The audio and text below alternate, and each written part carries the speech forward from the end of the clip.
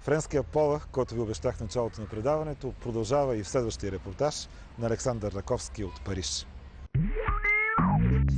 На 11 май в рамките на фестивала на Европейския театър Парижка пролет бе представен моноспектакълът А2 Резус Плюс. В основата е текстът на молдавката Николета Езиненко, постановката е на французойката Мишел Арфо, а изпълнител е българинът Милен Мирчев. Малко подкрепление, защото спектакъл е в Касилов. Ами това е, айде. Сам инак на коня.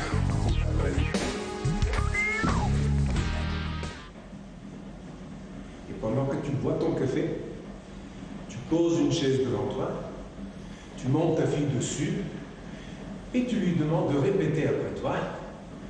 Répète. Mon pays est le plus beau pays du monde. Mon pays est le plus grand pays du monde. Mon pays est le plus courageux pays du monde. Mon pays est le plus optimiste pays du monde. Mon pays est le plus fabuleux pays du monde. Mon pays est le plus pays du monde.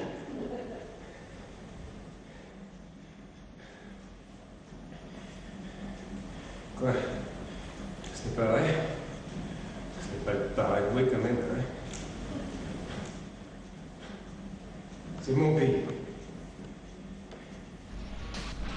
А2 Резус Плюс е постановка, представена на няколко пъти в Париж, на престижния театрален фестивал в Авиньон и дори в България на Международния форум на изкуството под звездите миналата година във Варна.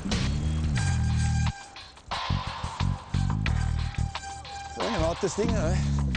Тая форма страхотна на спектакъла ли я дължиш или карането на колело ти помага за спектакъла? Карането на колело ми помага да вляза във форма за спектакъла. После като вляза във форма за спектакъла и като навъртя няколко спектакъла или няколко репетиции, колелото ми е по-леко. Откъде дойде идеята всъщност героят ти да води голяма част от монолога си на педали? На колелото. Полека-лека дойде. Просто този текст, който е, как да кажа, повтарят се някои неща, има един ритъм, който е обсебващ. Стори ни се с режисорката, че трябва някакво физическо усилие и мислихме първо за бягане на килимче въртящо се, нали? Но беше много трудно и много шумно това и полека-лека се оформи тази идея за колело. Пробвахме и ни хареса. И ето, въртя педали. Доста физическо натоварване представлявате. Да, за сърцето е така интересно, понеже се говори, вика се, нали, в същото време трябва да се държи ритъма на текста и не можеш да си поемаш въздух, когато се иска и натоварване си е, да. Образът, който изграждаше, изкува да шокира със своята бруталност. Ти усещаш ли от сцената реакциите на публика? Усещам ги, разбира се, не винаги. Има, както във всеки спектакъл, различни представления, различни публики. Някои реагират повече, други по-малко. Някои не смеят да реагират на този наистина много брутален текст. Аз не мога да се водя по реакциите на публиката. Аз си държа моята линия и публиката си реагира както иска. En route vers l'école avec ta fille. Tu lui enfonces les écouteurs dans les oreilles. Premièrement, pour qu'elle ne pose pas trop de questions. Et deuxièmement, pour qu'elle apprenne elle aussi ton cours accéléré d'anglais sans professeur. Study English on personal method. English lesson. The blacks suck. The Palestinians suck. The Americans suck. The Arabians suck.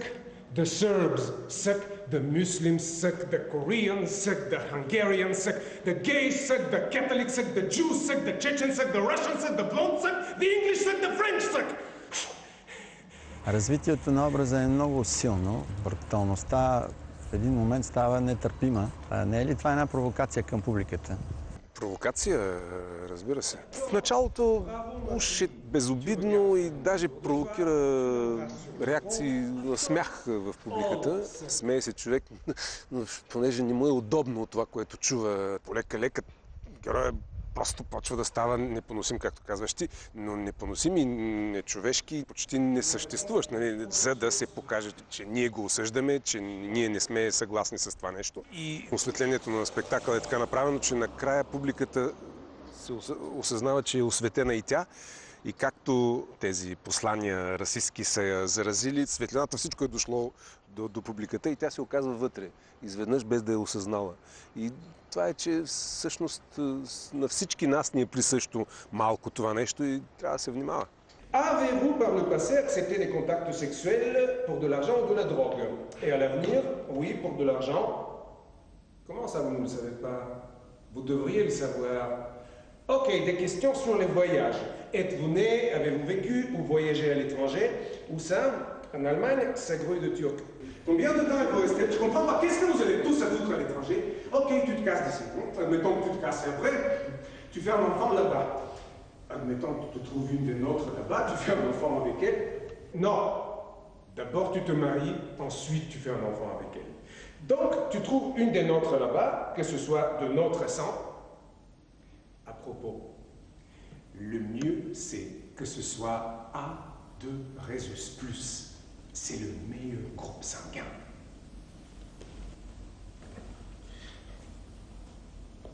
Toi, t'es de quel groupe? A2 Rhesus+, pour que vous soyez compatibles, pour ne pas faire un handicapé. Parce qu'après, qu'est-ce que t'en fais? Посланието на текста и на спектакъла е, че омразата води до това най-често, че човек се самоубива или убива това, което му е най-скъпо. Няма да издам, нали, какво точно става. Но лесно ли е за един актьор във Франция да живее само от своята професия, въпреки неизчерпаемия си ентусиазъм и високия си професионализъм? Никъде не е лесно за хората на изкуството. Човек трябва непрекъснато да търси неща, да бъде инициатор на проекти, които евентуално се създават в кино, в телевизия, в театър. Работя в радиото, работя и в музикални спектакли.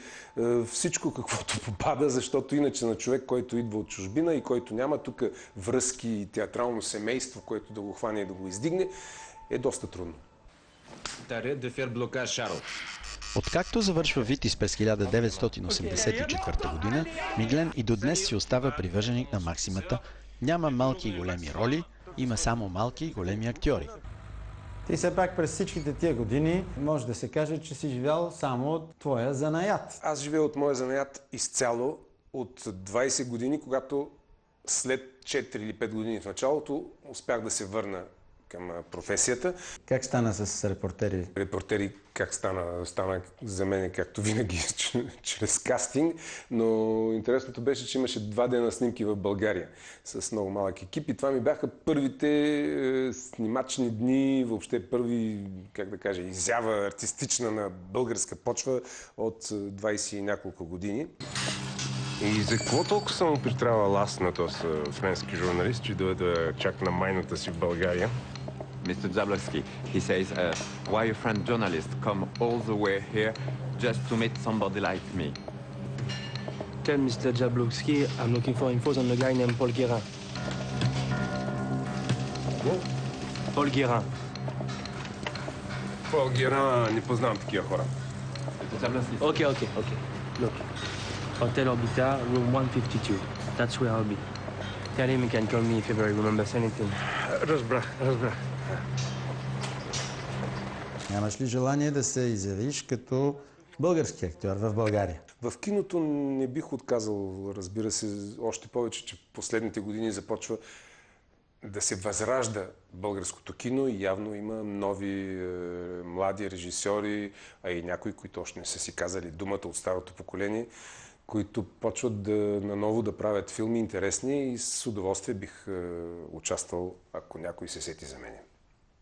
Ами дано да се сети. Дано! Are you crazy? Where did you get this stupid interpreter? What if he works for the Russians? Vous êtes fous, quoi? Vous avez un vrai don pour les langues en Bulgarie.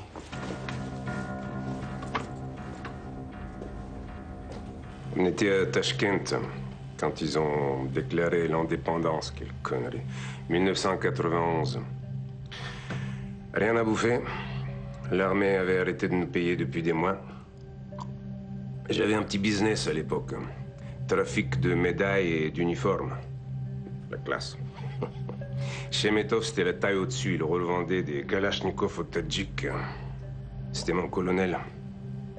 Et puis un jour, il m'a présenté à Paul Guérin. Et là, on est passé à la vitesse supérieure. Успях да почна да снимам доста бързо. Някъде 90-та година почнах да снимам в телевизия, в кино, след това късометражни филми. Имаме около над 60 изяви вече общо, дългометражни над 20, телевизия около 30 и нещо, и късометражни няколко.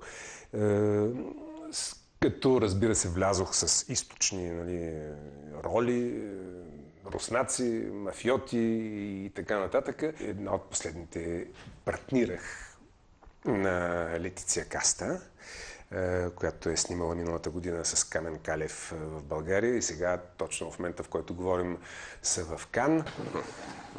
Margé Lamblard, infirmière vétérinaire. Comte Zormov Igor, russe grande de Russie. Explorateur, négociant spécialiste du Grand Fauve pour cirque et tous les zoos d'Europe. Enchanté. Spokojna, spokojna! D'ordinaire, ils sont pas si agressifs. Pas ordinaire, justement. Et pas regarder yeux dans yeux. И сега неизбежният въпрос за бъдещето, какво се очаква? Както винаги, няколко кастинга, за които очаквам отговори. Два театрални проекта за есента и за пролетта следващата.